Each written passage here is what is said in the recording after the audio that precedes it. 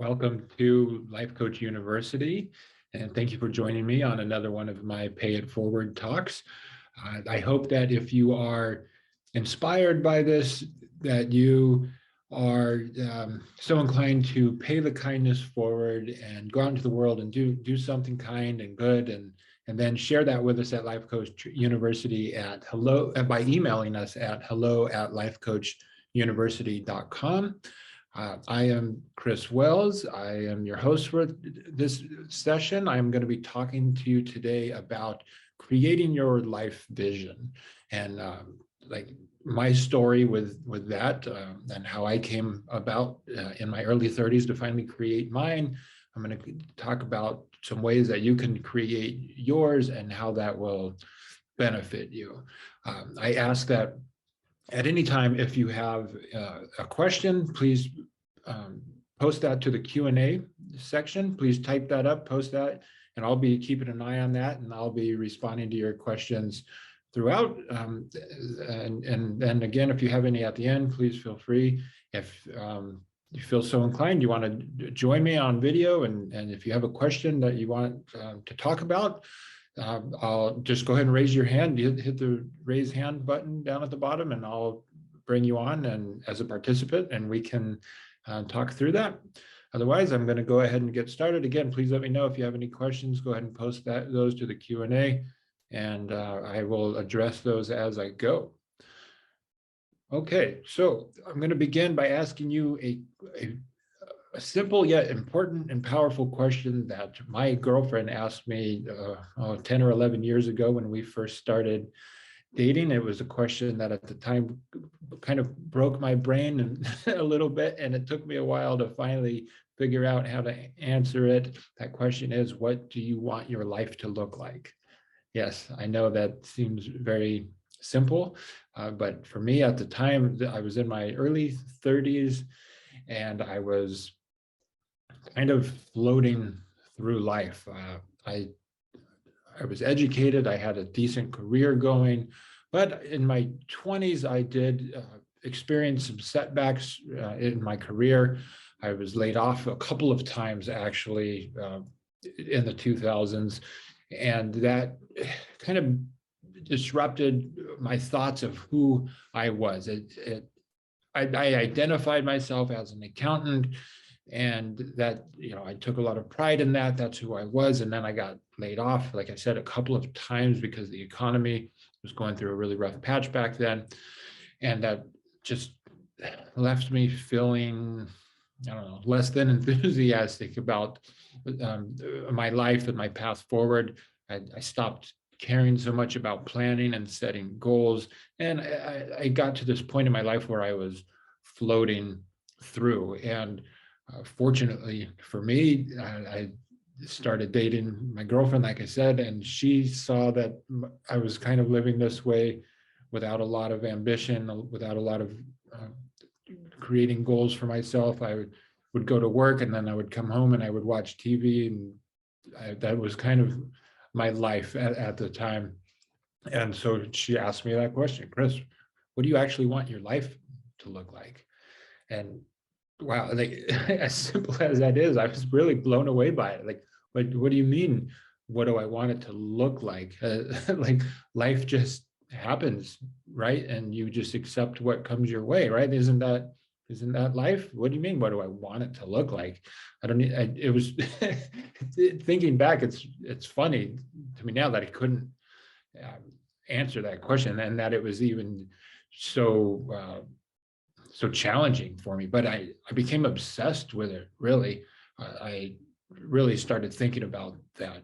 Wow, what do I want my life to look like? And she helped me. We would talk about it, and she would let me know. She would remind me, Chris, this is just a practice. You get to dream, right? And in your dream, you get to create whatever you want, whatever vision of your life you want. Please don't hold back. Don't let your negative thoughts about yourself or what's happened to you in the past keep you from creating your ideal version of your life. And so with that permission, really, I started actually thinking about my answers to that question. What do I want my life to look like? And Wow, it was quite a bit different than how I was actually living my life. I didn't want to just go to my job, which I actually really did like my job at the time. But outside of that, I was either hanging out at home and watching TV, or I was going out with some of my friends to bars or happy hour and drinking a little bit too much. And that's not what I wanted for myself. I wasn't even living in an area where I really wanted to live. I was living in the area where I grew up, which was great, but that's not really where I wanted to live. I wanted to live at the beach, and I wanted to travel more. I wanted to learn how to surf. I wanted to do different things. I wanted to have a career that was a little bit more enjoyable and meaningful to me. And so when I actually finally started writing these things down and allowing myself to dream and think about, what do I actually want for myself in all these different areas of life, and then answering those questions and painting that picture in my mind, I actually finally started to realize these things. They started to become my reality fairly quickly. It didn't even take that long for things to start changing for me. Just within a couple of years, I wound up getting a couple of different job offers outside of LA, which is where I wanted to live. She had moved there not long after we started dating. She moved to a beach community, and I wanted to join her. But it did go a few years where I was traveling back and forth because I didn't quite figure out how to make it all happen. But finally I made the decision, you know what, I want to live at the beach too. I want to be out there near you. And so as soon as I made that decision and committed to it, I had two job opportunities come up kind of out of nowhere. I didn't even apply for these jobs. People just reached out and said, hey, are you looking to move to LA? I have these opportunities. And so I got a job making a lot more money than I was making. I moved to the beach, and then just a year later, my girlfriend and I started traveling a lot internationally. And then we started traveling a whole bunch because we quit our jobs and traveled all around the world back in 2017, which was something a few years prior to that I had no idea was even possible. I never imagined I would do anything like that pre-official retirement, to take a year off of work and travel all over the world. That was an incredible experience for me. And all of this was becoming possible because I started thinking about that question. I started thinking about what I want my life to actually look like. I started making decisions about that. I started committing to those decisions, and it just started to fall into place for me. Of course, I was doing the work on a daily basis. I went to the job interviews. I went to the jobs, and I was taking steps. I sold my house. I did the things I needed to do, but the universe just seemed to open up for me and make it easy. Really, it wasn't hard to start doing these things. Prior to traveling all around the world in 2017, my girlfriend and I went down to Costa Rica and took surf lessons and learned how to surf, and then started surfing at the beach where we lived. And then I got to surf in some pretty amazing places all around the world, like India and Vietnam and the Philippines and in Europe. And it just amazing that this has been my life now. And 10 years ago or 11 years ago, whenever that was, somewhere around there, when she asked me that question, what do you want your life to look like? It was so far out of my sense of reality that it didn't even seem possible that I got to answer that question for myself. And like I said, it seems kind of funny to me now. It seems kind of bizarre that I would struggle so much with that challenge, but I'm glad that I actually became so obsessed with it, because my life is so much different. It's so much more intentional now. Now I'm a coach, so I'm building this business, and I'm working with my clients in a way that is super meaningful and enjoyable to me And to them, hopefully, no, it is. They get a lot out of it, and I get a lot out of them getting a lot out of it. And it's so I am now living with so much more intention because I am answering that question for myself repeatedly. What do I want my life to look like? What do I want it to look like next? How can I keep growing? And so if you are like I was, or if you just aren't sure of what's possible for you or what you want to be, do, and have, what you actually want your life to look like, then I want to share with you now some ways that you can paint that picture for yourself, that you, and I want to let you know that you don't have to play small, not in this exercise, and really not in life at all. No, we don't serve the world by keeping ourselves small and not showing up and delivering our gifts to the world. We all have gifts. We all have unique experiences, and because of those unique experiences, we have a lot to offer the world. And so I encourage you to do that, to tap into your gifts, ask the universe, what are your gifts? How can I share these with the world? And go after it. And so one of those ways to go after it is to start to answer this question for yourself and paint the picture in your mind and on paper, write it down. What do you want your life to look like? All right. Now, there are different areas of life. And so I think it's helpful to think about it in this way. What are the different areas, and what do I want each area of my life to look like? And I have it broken down into 7 main areas. It could be different for you. You could break it down however you want. I'll go ahead and share mine with you to make it a little bit helpful for you, if it is. Those areas are your relationships. And of course, within relationships, you have your romantic, you have family, friends, community, coworkers, all of that. You can break those down. And then you have your health, mental, physical, spiritual, your career, your personal wealth and finances, your lifestyle. Where do you live? Where do you want to live? What are your hobbies? What are your interests? What would you like those to be? Start to paint these pictures out. You have personal growth and development. Are you learning as much as you would like to be learning? Are you reading? Are you taking classes? Are you learning new hobbies and interests and sharing those with other people? So lifelong learning and growth, I think, is a really important part of life and well-being and happiness. All right, and then the final one is contribution or legacy. How are you contributing to the world around you in a meaningful way, to you and to others, in a way that helps you to just feel full of love and joy for life? So these are the ways that I break life down. You could do it however you see fit, but again, it's relationships, health, career, finances, lifestyle, growth, and contribution, if it's helpful for you to do it that way. This is one way to do it.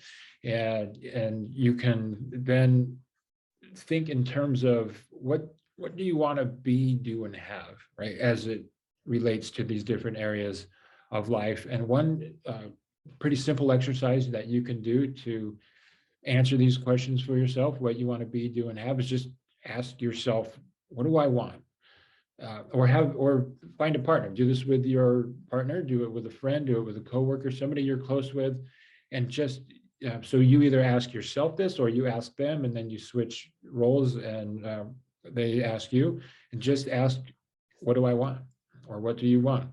And write down the answer, and that's it. Just ask again, what do I want? What do I want? What do I want? Do this for a good 10, 15, 20 minutes. And I find that the initial answers might be top level or a little more superficial. And then as you keep going, it's going to get deeper and deeper. What are your deepest needs and desires? Not just, well, I want a big house and a fancy car, and I want 2 weeks of vacation per year. And, like these things are great, and include them, please, because this is all part of your life and what you want it to look like. However, as you go, I think you'll get below the surface and you'll find, you do have some deeper desires and needs and wants within you that might add to the meaningfulness of your life, the fulfillment.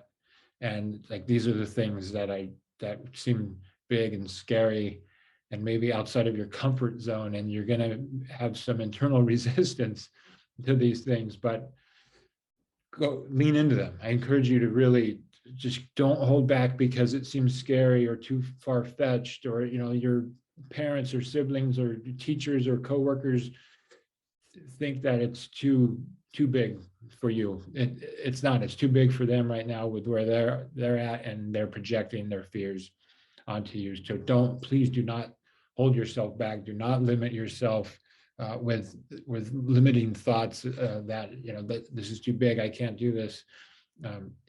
Answer the question honestly. What do I want? All right. So this is one way. All right, and before I move on to the next, looks like I have a question. I'm going to read that and then do my best to answer. I know what I want. My partner doesn't want what I want. So how do I practically hold on to what I want when there's no support in what I want? Oh yeah, that is a very good question, a very important question, because we're not always going to get the support that we want from the people that we want it from. So one thing that comes to mind is to make it very clear to them how important this want is for you. And it's it's something that you're not going to give up because it's so important to you, and you really want their support, but you're going to do it with or without their support. And then, hopefully you can get them on board, because if it's this important to you, hopefully you're very important to them, and so they will come around and be supportive. And it might take multiple conversations. You might have to help them to see how important this thing is for you. Lay it out for them, paint the picture for them, let them understand why this is what you want and why it's important. And then I highly recommend reaching out to people outside of your current inner circle, outside of this partnership or relationship.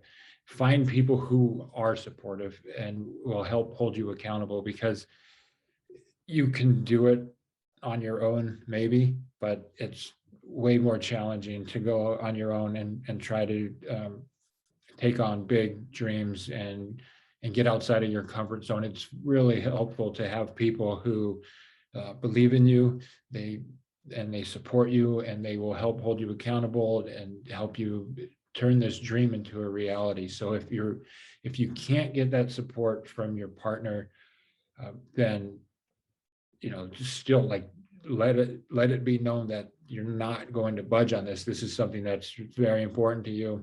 You're going to make it happen. You want their support, but you're doing it either way. And then go out into whatever community you can, whether that's a business networking group, or if you find it through Meetup or LinkedIn or Facebook, wherever you have to go. But there are people out there who are supportive, and they will encourage you, and they will lift you up, and they will hold you accountable. Form a mastermind group if you could do that, if you want to do that. And I can share with you, if you want to reach out to me, I can share with you how to form a mastermind group, like how to find people who will support you, because it really is very important to have support as you get outside of your comfort zone and go after what you want. I hope that was helpful. If not, feel free to ask a follow-up question. And you can also reach out to me via email. You can email me at chris@rebelwithapurpose.com. All right. I do hope that answered your question. And so the next exercise I want to share with you is it's another way to just help paint this picture. There's a little more structure to it. I got this exercise from Vishen Lakhiani, he's the founder of Mind Valley. I love his approach. It's simple. It's all right to figure out what you want and to paint that picture. Answer these 3 very important questions for yourself, and you can do this by taking a piece of paper, drawing a line on the top, and then 2 vertical columns, and put these questions at the top of each column, and then fill in each column with your answers. So the first one is experiences. What experiences do I want to have? And again, keep in mind like, what do I want to be, do, and have as it relates to these experiences that you want in your life. So put experiences in that first column. The second one is growth. How do I need to grow, or who do I need to become to have these experiences? So do you need to take some classes? Maybe you need a certificate. What do you need to learn? What kind of training do you need? Whatever it is, how do you need to grow to have each of these experiences that you want to have in your life? And then the third one, to make it really profound and meaningful for you and the world around you, is about contribution. So the second column is growth, the third column is contribution. And the question is, how can I share these experiences with the world in a way that's enjoyable and meaningful to me, right? And so make a list. And it's really helpful when you're doing these exercises to not hold yourself back. A lot of times we'll come up with something, and then we have this internal judge voice that kicks in and says, oh no, that's a stupid idea, don't write that, no, that's awful, that'll never work. Please don't do that to yourself. I know it's easier said than done, but try your hardest to just let the ideas flow. Just start doing it, and don't analyze, don't evaluate, don't worry about how or the details of the what. Just go with big ideas and write them all down. When you're all done with the exercise, then you can go back and analyze and evaluate and figure out, all right, well, which ones, do I actually want to pursue? And you can prioritize. All right, well, what's the most important? Which ones do I want to accomplish first? Or maybe which ones are the big ones that are going to take me multiple years to accomplish? And then how can I break that down into smaller pieces? Then then you start evaluating and analyzing and figuring out all right, well, what is this actually going to look like? And to do that, what you want to do is, once you have the vision painted for yourself, and so you could see, oh yeah, okay, in my perfect world, this is where I live, this is how my relationships are, this is the work that I'm doing, this is what my financial picture looks like, this is how I'm contributing, and these are the hobbies that I have, this is like on a day-to-day basis, this is what my life looks like, these are the trips that I'm going on, whatever it looks like. Once you have that vision imagined in your mind and written down on paper, then you start creating actual goals, and then you turn those goals into even smaller components of plans, like action plans, so you can start actually taking steps on a daily basis toward achieving those goals that will help you build this dream life. And so it might seem really big and scary and almost impossible when it's the big picture, right? But then you can start chunking it down into actual achievable goals and plans. And then you work on those on a daily basis, keeping the big picture in mind, but focused on just, hey, today, this is what I need to get done. And then over time, you can see how much progress you're making, right? So, but at the beginning, when you're just painting the picture of what you want your life to look like, don't worry about all of that yet. Just go through the process of, okay, if I could choose any life for myself, in all these different areas of life, what would that actually look like? Right. And maybe you don't know right away. That's okay. And it took me quite a while to actually start to figure that out. And I'm still figuring it out.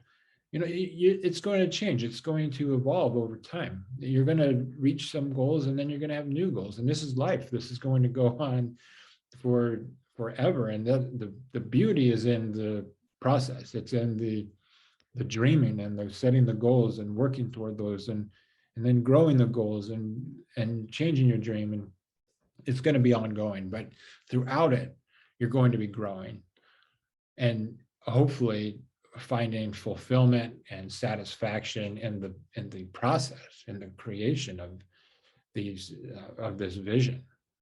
And one thing I want you to keep in mind too is that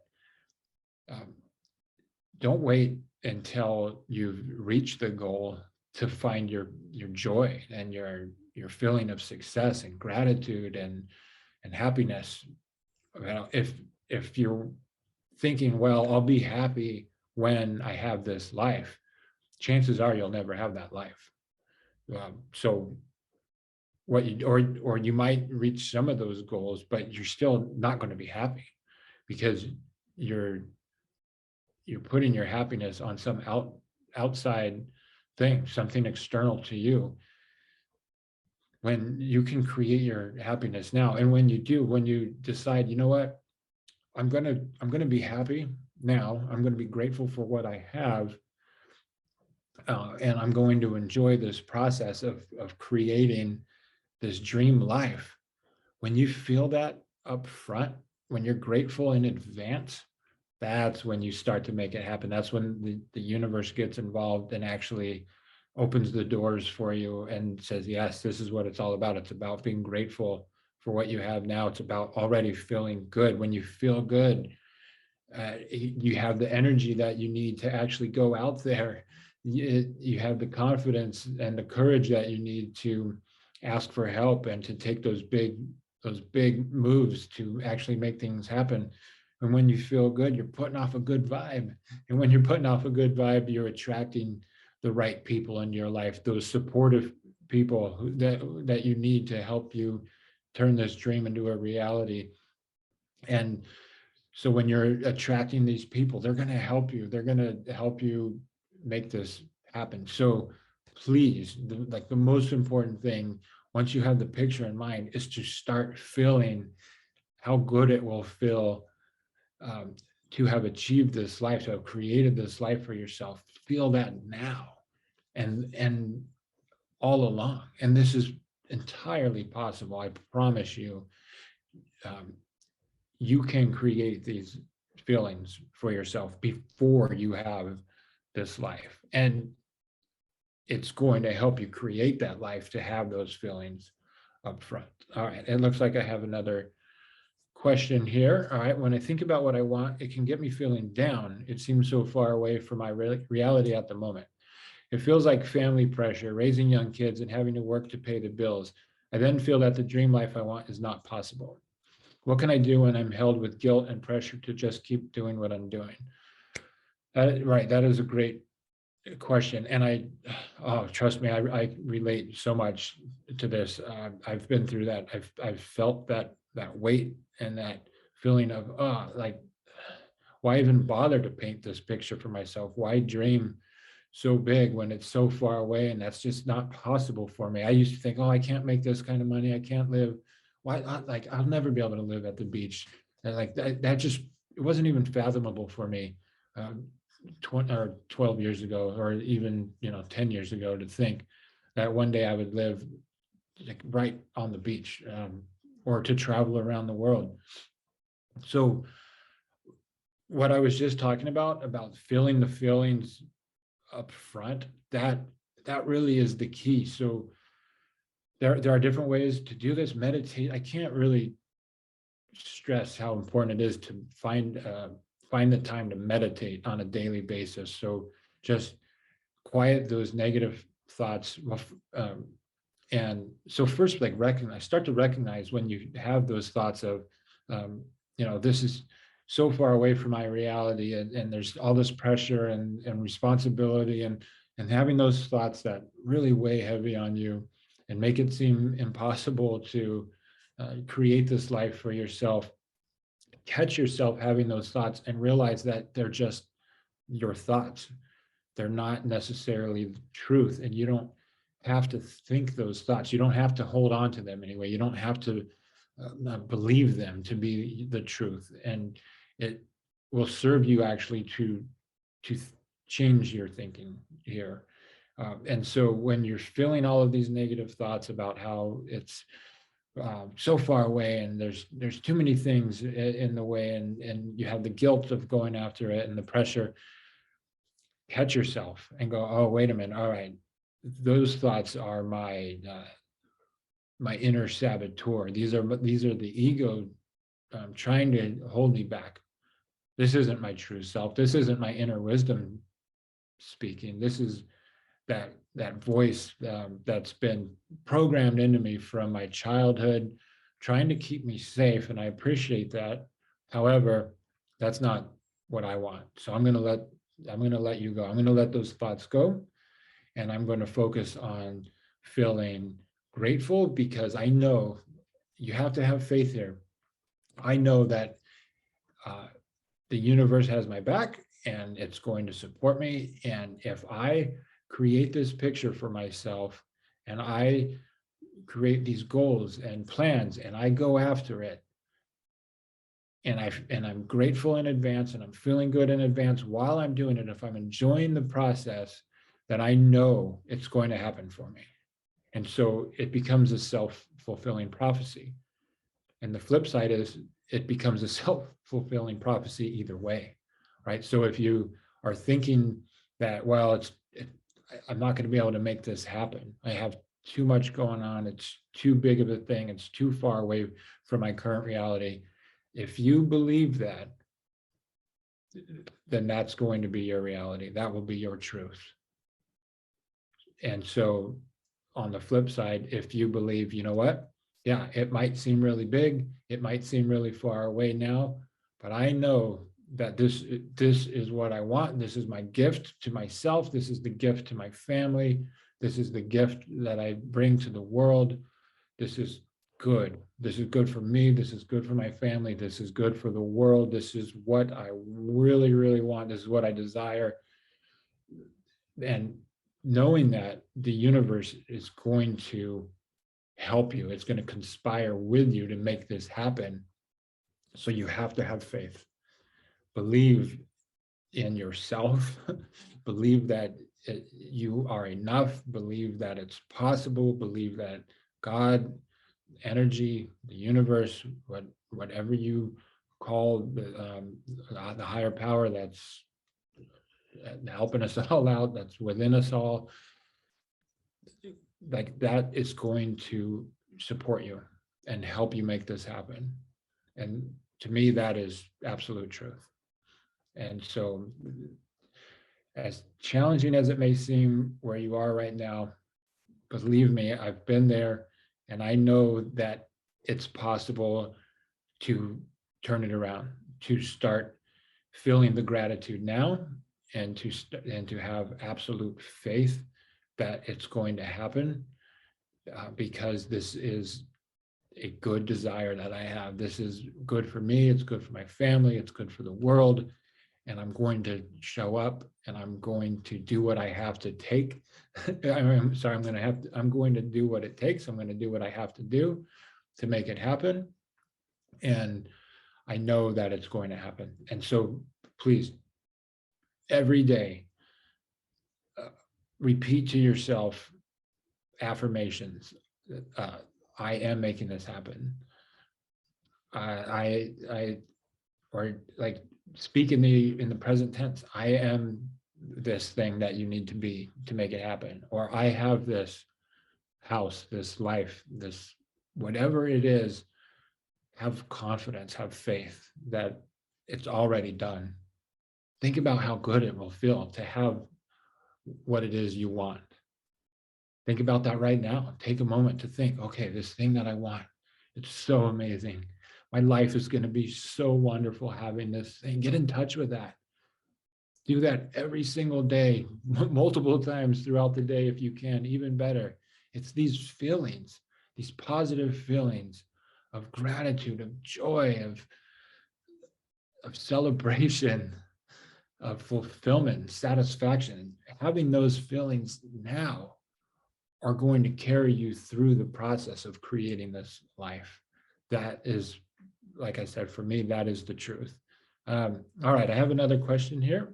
Can you talk more about meditation? How do I know I'm doing it right? Great question. I love talking about meditation, actually, and speaking to that exact question. How do I know I'm doing it right? So many people tell me, Chris, I'm not good at meditation. I don't think I'm doing it right. My brain is all over the place. I can't control my thoughts. I still have all these thoughts pop up. I can't quiet my mind, right? And people think that meditation is all about stopping your thoughts, quieting your mind.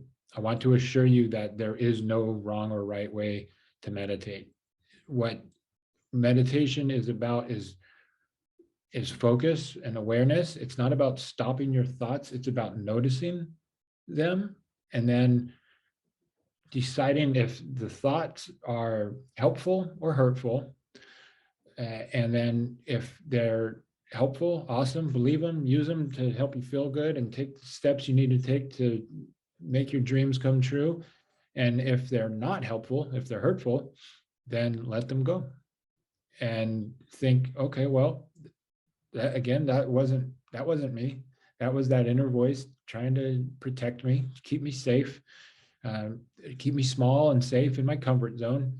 I appreciate that. However, I'm going to go ahead and let you go, and I'm going to think thoughts that are helpful. And so meditation, right? You can meditate in different ways. You can sit and meditate with your eyes closed, and you can focus on your breath. So breathe in slowly through your nose, breathe out slowly through your nose, or to go into a deeper relaxation, start off by exhaling through your mouth 2 or 3 times, and then breathe through your nose, and really just focus your attention on your breath or on a specific thought. You can just think of the word love or gratitude or both, or you can just chant a mantra like Om, something to that nature. And it's all about developing the ability to become aware of your thoughts and then learn to choose which thoughts you want to hold on to. Your brain is going to offer you up I think it's somewhere between 60 and 80,000 thoughts per day that we all have. And you're not going to stop that process. That's your brain's job is to create thoughts. But you are not your brain. You are not your thoughts. You actually do get to choose which thoughts you hold on to and turn into beliefs. And you get to choose the feelings that you have and the actions that you take based on the thoughts that you choose to hold on to. So if you choose to hold on to negative thoughts that keep you small, that tell you can't do it, you're going to feel pretty lousy. Like you said, you're feeling down. So that's choosing to believe those limiting negative thoughts will keep you feeling down. And when you're feeling down, you're not going to do the things you need to do. You're not going to attract the people you need to attract to actually turn your dream into reality. So during meditation, when you're focused on whatever specific thing you choose, I like to focus on my breath. It's very simple. I could do that anytime, any place, and it's very calming for me. It's not calming for everyone. My girlfriend doesn't prefer to focus on her breathing. She'll do other types of meditation. But for me, just focusing on the rising and falling of my belly or my chest as I'm breathing, focus on the sensation of the breath entering and exiting my nostrils, and even labeling each breath silently in my mind, just breath on the inhale and the exhale, just to keep my focus there. And then the labeling helps me give it that little bit of attention so that I will actually notice when my thoughts wander. And they do. I've been doing this for a while, and they still wander, and that's always going to happen. It's not about not having your mind wander. It's about reeling it back in when it does. It's about noticing it and then refocusing on your intended focus. So I like to sit for 15, 20 minutes, but sometimes it's less than that. Sometimes it's more than that. It just depends. And I try to not just meditate once in the day. So I'd like to meditate early, and I also like to get in quicker, like 2 to 5 minute meditations multiple times throughout the day, and then another 15 to 20 minute meditation at night. There is no wrong or right way. All right. So whatever works best for you. If you can only get in 2 minutes or 5 minutes a day, do it.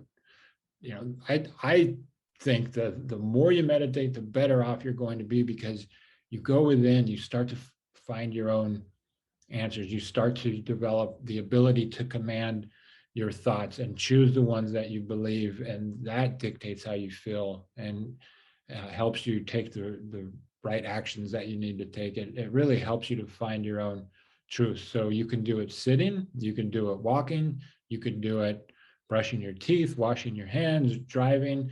You don't have to have your eyes closed sitting in lotus position to meditate. You really, meditation is about being fully present and aware of the world around you and the world within, or one or the other, either one. It's about picking a focus, and for or whatever amount of time you have dedicated to that focus, do your best to maintain that focus. And then when you notice your mind wander, your thoughts, you're going to think about what you're going to have for lunch later today. You're going to think about a fight you got into with your spouse the night before. You're going to think about taking your kid to school tomorrow. Thoughts are going to come up that you did not intend to have. And sometimes you're going to be lost in those types of thoughts for minutes. All of this is okay. Please, the most important thing is to not be hard on yourself. Don't beat yourself up. Allow that. Be patient with yourself. Be empathetic. Be forgiving, and go, okay, all right, yep, I was lost in thought for a couple of minutes. That's all right. I'm coming back to my breath. And then just focus on whatever it is you intended on. Your breath, for me, that's my favorite. So focus on my breath. And then my brain wanders and I go, oh, okay, that's a thought. I'm going to bring it back. And then now you can start to do this, not just inside your meditation practice, but throughout the day, because the meditation helps you develop that focus muscle. It makes it easier for you to focus when you're not meditating. So when you are thinking about your vision and your goals and the life that you want, or if you're having an interaction with your spouse or your kids or a coworker, or while you're driving, you have the ability to focus more and to make intentional choices and to be fully present. And so when you have a negative thought that comes up, or if somebody says something that you didn't like, or they cut you off in traffic, or if your kid got in trouble, instead of just having an automatic negative emotional reaction to that, which happens to a lot of us, what starts to happen is you are able to create a little more space. So you can think, wow, okay, this thing happened outside of me. And in the past, I would have just reacted and I would have blamed whatever happened on my reaction. But now I know that it's actually my thought, that thing that just happened is wrong. It shouldn't have happened. And now I must right that wrong. But it's the thought that made you take the action that you took. It's the thought that made you feel awful about what your wife said to you or your husband said to you. It wasn't what they actually said. And so you start to develop this awareness and this ability to pause and go, oh, wait, all right. If I believe this thought about what they just said, then that's going to make me feel attacked and defensive. And then when I feel that way, I'm going to attack back. And in the past, I didn't even think that was like abnormal like that. I just thought that's how it went and I had no control over it. Now you start to realize, oh, I actually have control, and I can catch myself and go, wait, all right, what experience do I want to have? So this comes back to the question, one of those three questions from Vishen Lakhiani. What experiences do I want to have? You can start to set these intentions. What experiences do I want to have with my spouse? I want to be kind. I want to be empathetic. I want to be loving. I want to be supportive.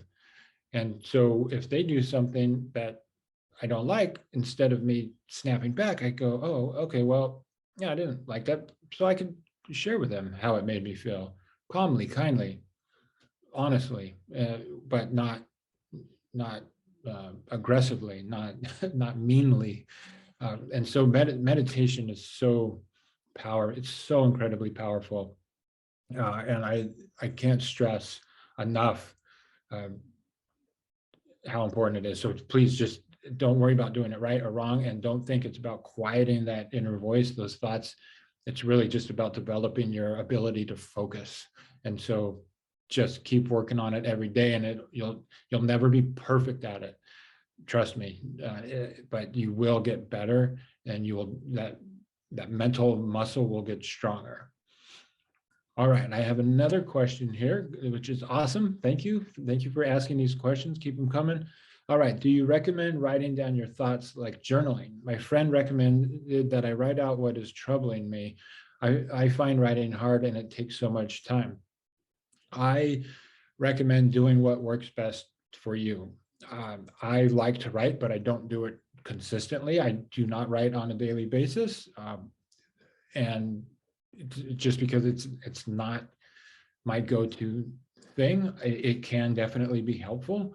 A lot of people will recommend it, but if writing, if you don't enjoy it and you don't find that you get a lot out of it, then you don't have to write. But you might find that it is helpful. I do think it can be helpful in writing out your vision for yourself, writing out your goals, writing out your intentions, even writing down affirmations. I have gone through periods where I write down a list of all the things I'm grateful for every day, and I've written down all of my affirmations of, I am love, and I am kind, and I am abundant and successful, and all of these things, and it feels really good, but it's not something that's become a daily habit for me, and maybe I'm selling myself short by not doing that, but we're all different. And I think you have to find what works best for you, really. And so if writing isn't your thing, it's okay. Just make your intentions and your dreams easy to remember. So come up with statements that are shorter and to the point, and you can remember them, and then just practice them in your mind on a daily basis so that they stick, so that you remember. Because it is important to basically reprogram your mind to shift toward a positive bias. Most of us develop a negative bias or negative mental patterns from childhood as a coping mechanism, as a way to survive childhood, both physically and emotionally. And it's many years, by the time we're adults, it's been many years of operating this way, with this negative bias in the way that we think. And the negativity served its purpose. It did help us make meaning out of life. It helped us survive our childhood. But now as adults, that negativity holds us back. It keeps us small. It prevents us from really fully thriving. So it does take daily work, and I can't stress this enough. Every single day, work on this. Work on shifting from negative thoughts to positive thoughts, and also starting to, like I said, feel those positive feelings. That's really one of the most important things, is to generate positive feelings. So be happy now, be joyful now, be grateful now, be energetic, be kind, be generous, all of the things. If you already made it to this perfect life, you're wealthy, and like everything is going perfectly, how do you imagine yourself feeling? How do you imagine yourself being? Do that now, and that's going to be your quickest path to making that your reality. So I don't think you have to write. It might be helpful, but I do think it's really important to practice on a daily basis because you have many years of mental programming to reprogram. You really, it is, and you know, it's work, but it becomes very joyful work. For me, I love meditation. I love working on my vision and my goals and my contribution and all of it. And I used to be depressed and I used to be anxious, and I've learned to generate new thoughts and believe those thoughts and have those thoughts create internal peace and joy. And I'm my relationships are better, I feel better, and it's just so much easier to create from that space. Our intelligence goes up when we're feeling positive feelings, our creativity, our connections with other people get better. Everything just starts to improve, all from learning to generate your own positive energy, your own positive emotions, and like believing your own positive thoughts versus believing the really the lies that our brain tells us to keep us safe. So yeah, thank you so much for these questions. They're really good questions. I hope that my answers were helpful. Again, if you want more help, if you have other questions, well, one, you can ask those right now, or two, you can email me at chris@rebelwithapurpose.com. So yeah, thank you so much for that. That's all I have as far as creating your life vision and asking yourself, what do I want my life to look like? And then being able to answer that for yourself. I hope this was helpful. I hope it was enjoyable. I certainly enjoyed talking about it and sharing my story and the practices that I've learned to help actually go through and develop this for myself, and then answering your questions. I really enjoyed that. I appreciate you asking. So really, I hope you got a lot out of this. Again, my name is Chris Weals. I am a life coach, and you can contact me at chris@rebelwithapurpose.com. And again, this is through Life Coach University and the Pay It Forward platform. If you got a lot out of this and you want to pay it forward with kindness, we would love for you to go out into the world and do something kind for others, and then share that with us by emailing us at hello@lifecoachuniversity.com. We really appreciate you joining us today and being a part of this journey. Good luck to you all. I hope that you take what you learned today and go out there and paint that picture for yourself, and then generate those good feelings, believe those positive thoughts, and actually make that happen for yourself, and make your meaningful contributions, share your gifts with the world. Thank you so much. I hope you enjoy the rest of your day and your week. Take care.